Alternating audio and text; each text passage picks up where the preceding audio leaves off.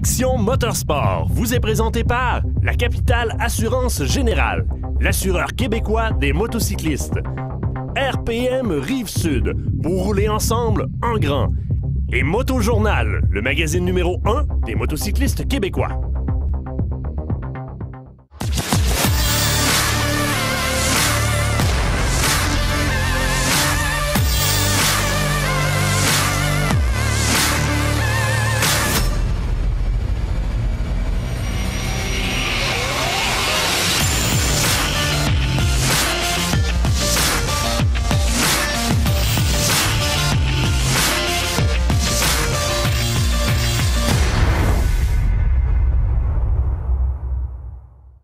Cette semaine, dans AMS Moto, on parle de nouveautés 2015 et on découvre une nouvelle gamme de produits esthétiques pour la moto. Bonjour Marc. Bonjour Annie, bienvenue à AMS Moto, bienvenue dans ma passion. Merci beaucoup et bienvenue aussi à tous les téléspectateurs pour la nouvelle saison 2015. Marc, tu as visité pour nous le Salon de la moto 2015. Tu as eu peut-être des coups de cœur où il y a des nouveautés évidemment. C'est qu'un vieux routier comme moi, le Salon de la moto, j'y vais depuis 1983. J'ai vu apparaître et disparaître plusieurs motos, plusieurs styles de motos. Okay. Cette année, ce qui ressort beaucoup, c'est le retour des super motos. Donc, beaucoup de motos qui développent autour et même dépassent le 200 chevaux vapeur. C'est la nouvelle tendance. C'est pas des motos qui seront vendues en gros... en grande quantité. Grande quantité, mais les manufacturiers veulent se positionner là-dessus. Donc, l'implication en course aussi. Ce qu'on va voir chez Kawasaki et BMW dans le prochain reportage.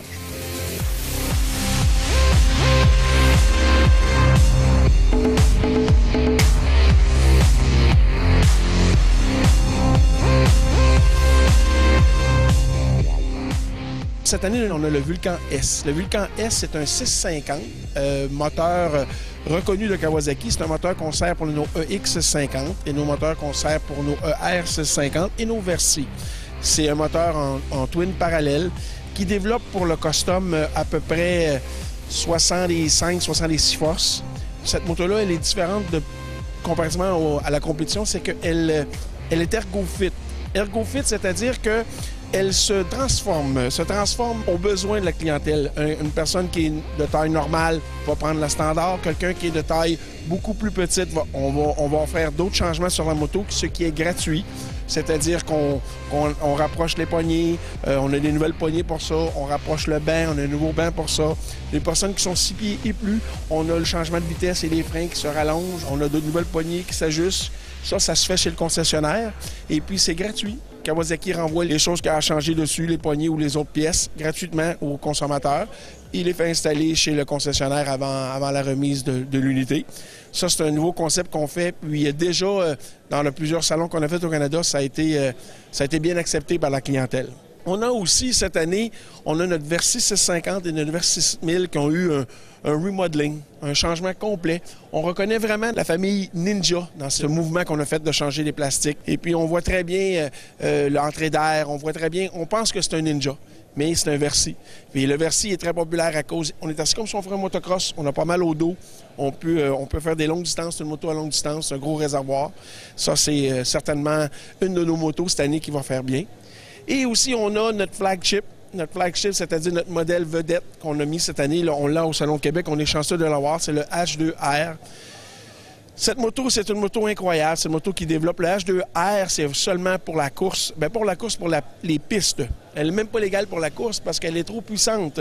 Mais un amateur de Kawasaki, un amateur de sensations fortes, va acheter cette moto-là pour aller faire de la track qu'on appelle sur des courtes pistes ou de la longue piste. C'est une moto à haute performance. Pas n'importe qui peut conduire ça. Mais c'est des passionnés qui ont ça. Et puis, on a la H2, qui est qui est légale pour la route.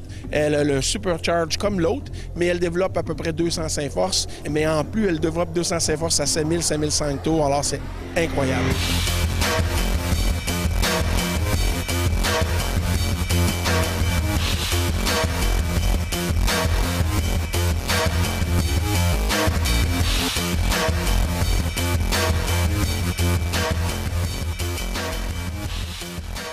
pour 2015, on a actuellement 5 nouveaux modèles. On va commencer avec la F800R, qui est vraiment un changement cosmétique.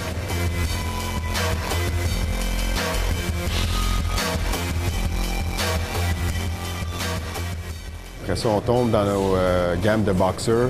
Et maintenant, on a une toute nouvelle R1200R qui est basée sur le moteur liquide, puis refroidi à liquide. Et avec la R1200R, c'est un modèle de base, tout nu qu'on appelle. Et après ça, on a une R1200 GS qui est aventure, R1200 RT qui est notre modèle touring. Mais qu'est-ce qui est nouveau pour cette année? C'est la R1200 RS qui est un modèle sport touring maintenant. Alors, tout nouveau, vraiment excitant pour les clients. On a aussi la S1000RR, où on a vraiment fait beaucoup de changements sur un modèle qui était très populaire comme qu'il était avant. Plus légère, plus de puissance, beaucoup plus de modes de moteur, ABS pour les coins, alors assez spécial. Alors, un autre modèle qui va arriver au mois de juin, c'est la S1000XR, qui est un modèle basé sur le moteur du Super Sport, mais ça va être un modèle plus aventure, alors assez spécial. Alors.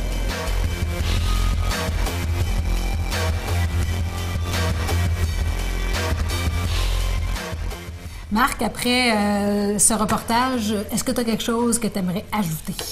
Oui.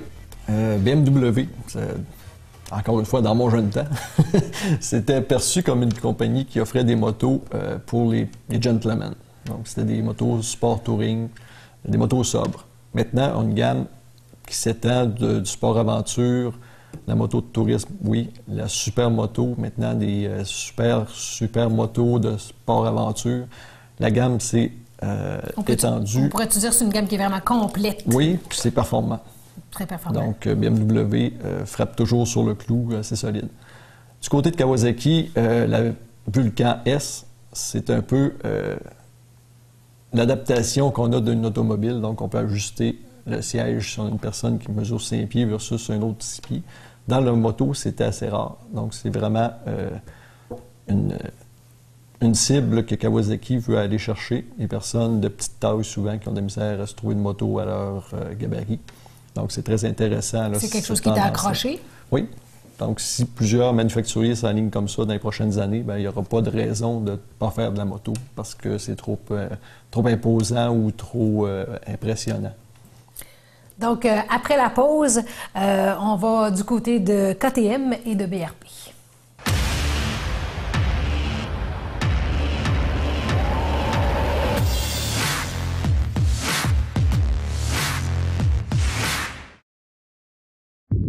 ADM Sport, fier partenaire de AMS Moto.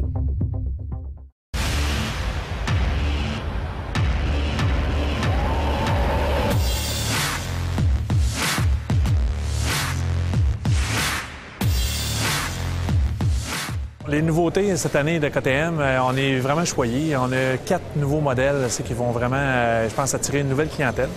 Entre autres, la Super Aventure 1290, 1300 cc. Elle qui vient avec tout le système de traction qu'il y avait sur les aventures de l'année dernière, mais qu'en plus, ils mettent une suspension adaptative, c'est-à-dire que la suspension, selon les réglages que vous allez avoir choisis au volant, vous allez pouvoir avoir une zone confort, sport ou hors route. Aussi, les phares à DEL adaptatives qui, à l'inclinaison de la moto, il va y avoir à 10 degrés un DEL qui va allumer, à 20 degrés 2 DEL, à 30 degrés 3 DEL. Donc, votre virage va être éclairé quand il fait noir, très, très sécuritaire. Les ABS aussi, qui sont le système de Bosch le plus évolué du marché présentement, qui s'adaptent aussi avec l'inclinaison, qui joue avec le traction control. Donc, si vous voulez arriver et mettre les freins très forts en virage, la moto ne vous relèvera pas. Vous va garder le contrôle de traction, vous allez pouvoir avoir votre virage qui va très bien se faire.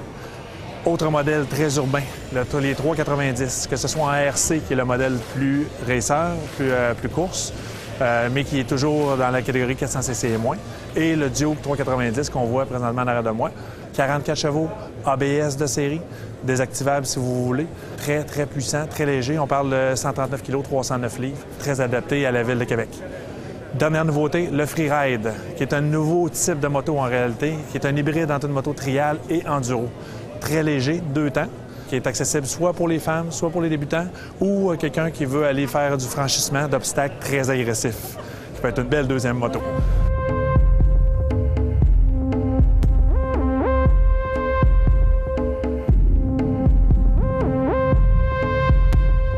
Ce qui est intéressant au salon cette année, c'est justement la présentation du Spyder F3.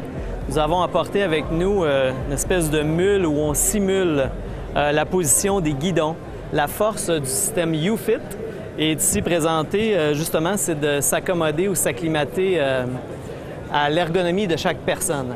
Alors évidemment, ce que vous remarquez ici, c'est un ensemble de présentations. Aucun véhicule ne sera livré comme ça sur la route.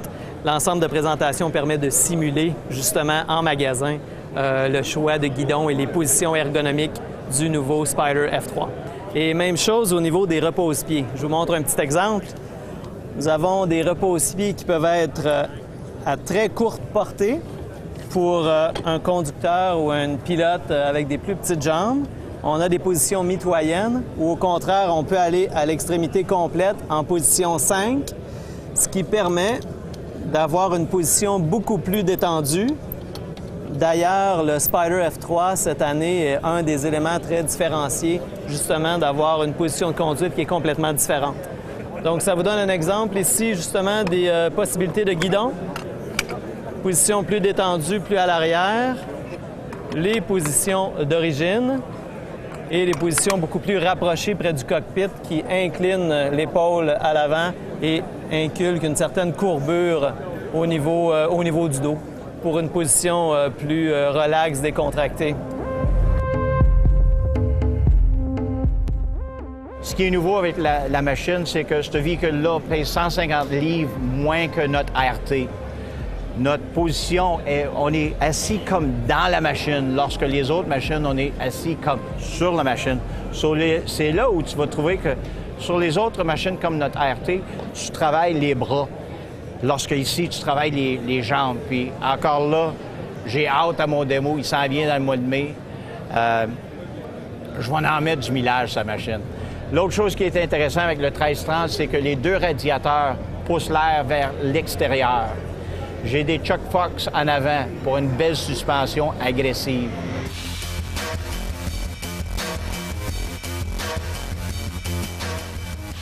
Alors, Marc, du côté de KTM, on vient de voir qu'il y avait énormément de nouveautés.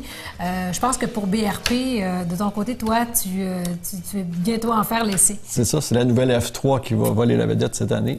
Elle aussi qui vient chercher les ajustements ergonomiques, comme on a vu tout à l'heure sur la Kawasaki Vulcan S. Et le fameux moteur 3 cylindres qu'on avait essayé l'an passé dans la RT. Donc, ça va être un modèle plus roadster avec plus de chevaux vapeur que les modèles précédents. On a hâte d'essayer ça. Et puis après la pause, on va du côté de Yamaha et Triumph.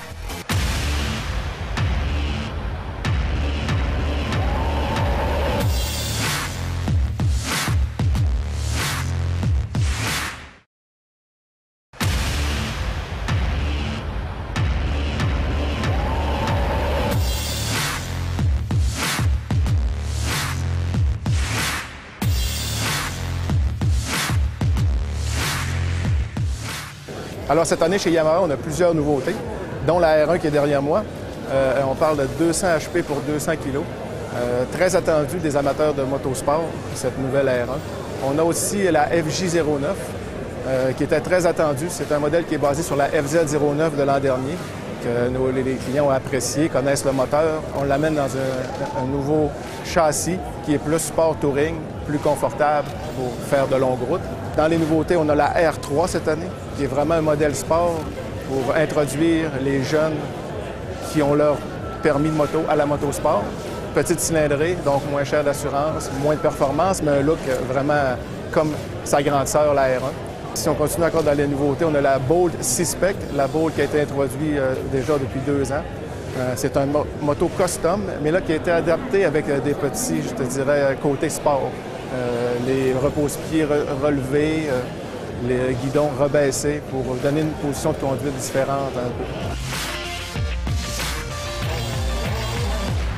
La grosse amélioration chez Triumph cette année se situe au niveau des 800cc double usage, la version XRX qui est tout nouveau en termes de technologie. On a maintenant le cruise électronique, on a l'antipatinage, on a l'ABS qu'on peut débrayer pour faire l'usage hors route. On a la vitre ajustable en avant. Toujours le même moteur 95 chevaux qui est très doux et très puissant. 3 cylindres, bien sûr, qui donne une cadence et un son très particulier à la main. Basé sur la même plateforme, on a une version qui est plus hors-route encore, qui est la version XCX, pour Cross Country, qui a une roue de 21 pouces à l'avant, une roue à rayon, qui est plus adaptée pour les situations hors-route, une suspension WP, fourche inversée très robuste, vraiment une moto qui est conçue pour ceux qui vont aller faire des longs voyages d'aventure sur des terrains inconnus. La roue de 19 pouces de la XR lui donne un côté plus sportif sur la route, mais sur le XCX, on est vraiment parti pour la grande aventure en dehors des chemins asphaltés.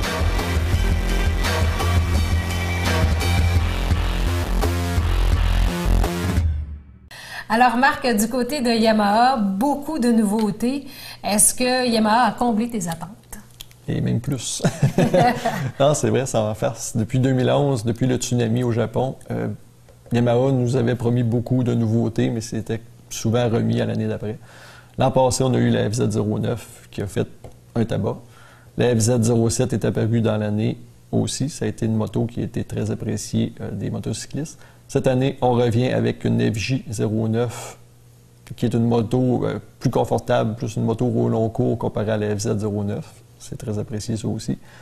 La petite R3 pour initier les futurs motocyclistes et la R1 et R1M pour les mordus de piste. Regarde, tout le monde est comblé. Donc, après la pause, on revient avec Richard avec une nouvelle gamme de produits d'esthétique pour les motos.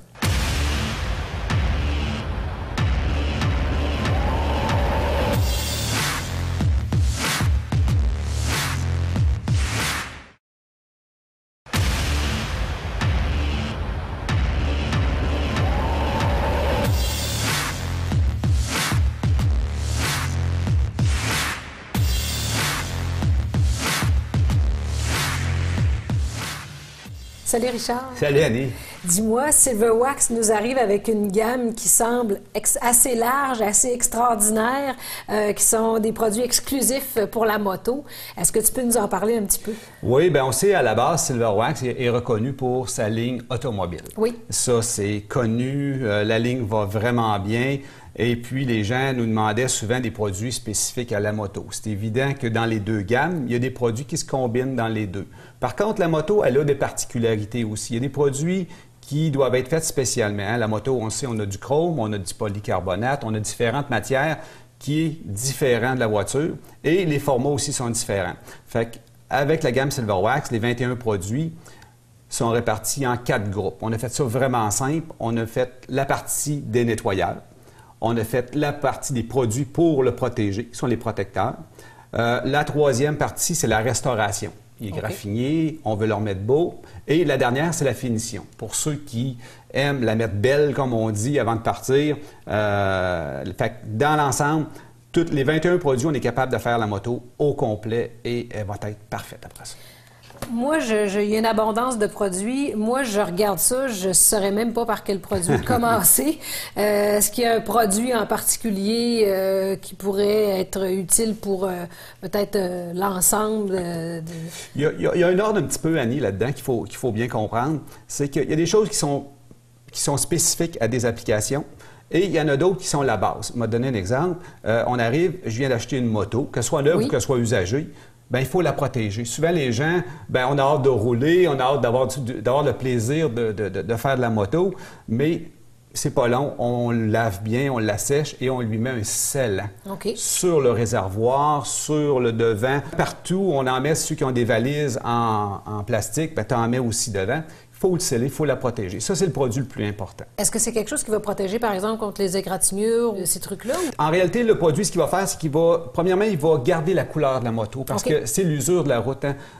On roule, c'est tout le sable, toutes les cochonneries qu'on reçoit quand on roule. En auto, on ne les sent pas parce qu'on est à l'intérieur et on a une vitre. Par contre, en moto, on les sent. Ceux qui font de la moto savent qu'est-ce que je veux dire. Mais il faut le protéger. Ça, à ce moment-là, c'est que si ta moto est rouge, qu'elle soit noire, ça va le protéger, ça va durer beaucoup plus longtemps. Fait qu'en mettant une couche mince de tout ça, à l'occasion, ben tu vas garder ta moto belle longtemps. Fait que ça, c'est la base, c'est ce qui est le plus important. Ensuite de ça, comme autre produit? L'autre chose qui est important, on l'a scellé, on l'a protégé. Maintenant, c'est de prendre le bon savon pour ça. Ça, là, souvent, les gens vont arriver, vont prendre n'importe quel savon, vont laver la moto. Oui, elle vient belle. Oui, ça fait de la mousse. Puis la première chose qu'ils s'aperçoivent, c'est que les valises, les cuirs commencent à dessécher. Okay. Ils commencent à moins briller. Il faut que ce soit un savon qui est dédié pour une moto, idéalement pour ça. C'est quoi les propriétés qu'il va avoir? Les propriétés, en réalité, c'est que premièrement, c'est au niveau du pH. Nous, on embarque un petit peu dans la chimie, mais il faut comprendre la logique, c'est qu'il ne faut pas que le produit soit agressif. Si je prends du savon à vaisselle ou des choses comme ça qui sont plus dégraissantes, je vais laver ma voiture avec, pas ma voiture, mais ma moto avec ça. Je ne le verrai pas la différence, sauf à long terme. Exactement. C'est ça qu'il faut dire aux gens. Fait que quand on prend un savon qui est dédié pour les motos, premièrement, le chrome bien plus beau, le polycarbonate est plus beau aussi. Tout l'ensemble de la moto va sécher beaucoup plus vite aussi. Tu dois avoir un produit spécifique peut-être pour les vitres aussi, le plexi? Oui, le polycarbonate, la vitre, tout dépendant de la grosseur qu'on a, on a un produit pour le protéger. On a un produit pour l'entretenir, aussi nettoyer et qui va protéger en même temps. Et ce qui est intéressant, ça, c'est vraiment spécifique à la gamme, c'est qu'on a développé un produit pour la polir. Celles qui ont une vitre qui commence à être usée, qui a moins de clarté, bien, on peut la repolir, la remettre complètement en œuvre facilement. C'est une opération qui prend à peu près 5-10 minutes que tout le monde peut faire. Tu dois avoir un produit spécifique aussi pour les mouches? Des mouches, là, en moto, on en a. C'est ce qu'on aime le moins. Le nettoyant, justement, pour les insectes est vraiment simple. Une fois que la moto, on l'a lavée, elle est froide, on prend le produit, on le vaporise dessus, on laisse travailler le produit 5 minutes et on a juste à passer une mitaine humide. Tout part, même le cerne. Souvent, l'insecte, elle va partir, mais ça va laisser comme un petit cerne. Fait qu'à ce moment-là, mais le produit lui enlève ça facilement, sans frotter partout dans le devant, sur les valises, que ce soit en cuir ou que ce soit sur le réservoir, ça va vraiment bien. Et c'est un produit local? Tout est fait à Québec. Ça, on est fiers de ça. C'est avec nos chimistes. Il y a toute une équipe en arrière de ça. C'est pas 21 produits. On avait quand même l'expérience dans l'automobile qu'on a transféré dans la moto, plus les produits qui sont très, très spécifiques à la moto, comme les chromes, ces choses-là. Des chromes, bien, ça se restaure. Ça a besoin de protection, ce que les gens pensent pas. Il faut avoir ça absolument. On a fait un genre de survol. On aura l'occasion dans les émissions de voir des produits un à un, de les tester également. Écoute, Richard, si on veut avoir de l'information, il doit y avoir un site sur lequel on peut... Oui, vraiment simple. silverwax.ca pour ceux qui veulent y aller en ligne. Ceux qui veulent venir, ils peuvent toujours venir au bureau, 6400 Zéphirin-Paquette à Québec. On a une équipe de conseillers là, qui va regarder votre moto ou qui va vous donner les bons conseils avec les bons produits. Richard, merci beaucoup. Ça fait plaisir. Ce volet esthétique vous a été présenté par les produits Silverwax. Silverwax, des produits de haute qualité, conçus, fabriqués et testés au Québec. Alors, pour 2015, chez Suzuki, on a la nouvelle GSX-S 750cc qui ressemble étrangement à sa sœur plus sportive, la GSX-R 750.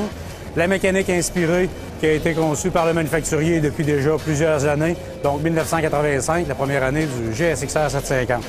La version S est une version légèrement moins sportive, avec des fourches qui sont adaptées pour les conditions routières et non pas pour la piste. La suspension arrière qui se retrouve avec la même modification, adaptée pour les chemins publics.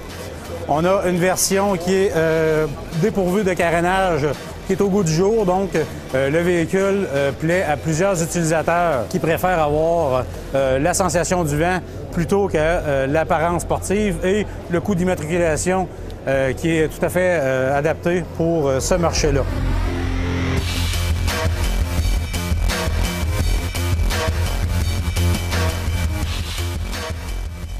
Cette année, chez Ducati, on nous présente un nouveau produit qui est la Scrambler. Elle est disponible maintenant en 4 versions qui vont avoir à chacune d'elles une petite personnalité différente qui va plaire à différentes personnes. Le marché cible de ces motos-là, c'est autant les jeunes que les personnes plus expérimentées ou plus âgées pour retrouver un plaisir de conduire et une moto qui va se personnaliser au goût des gens. C'est une petite moto ultra légère qui a gardé la motorisation qu'on avait dans la Monster avec le moteur refroidi à l'air qu'on pensait qu'il allait disparaître, mais finalement Ducati a décidé de le garder à cause de sa personnalité, de sa simplicité et de la facilité d'usage. Principalement, cette moto-là va être disponible sur le marché ce printemps, dans les 4 versions, avec un catalogue d'accessoires très élargi, autant au niveau des sièges, des vêtements et des bagages, pour que les gens puissent la personnaliser à leur goût.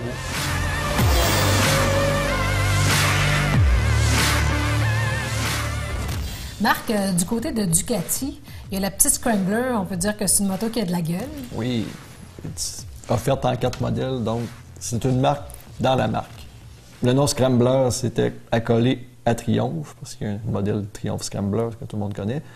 Mais Ducati avait déjà un modèle Scrambler dans les années 60, qui était ému par un monocylindre, parce que Ducati, ça n'a pas toujours été des bicylindres en V, c'était des monocylindres à l'époque. Donc, ils n'ont pas volé le nom comme tel, c'est un retour à la case départ. Alors, la semaine prochaine, on revient avec un essai routier qui a été tourné l'automne dernier de la Yamaha FZ05.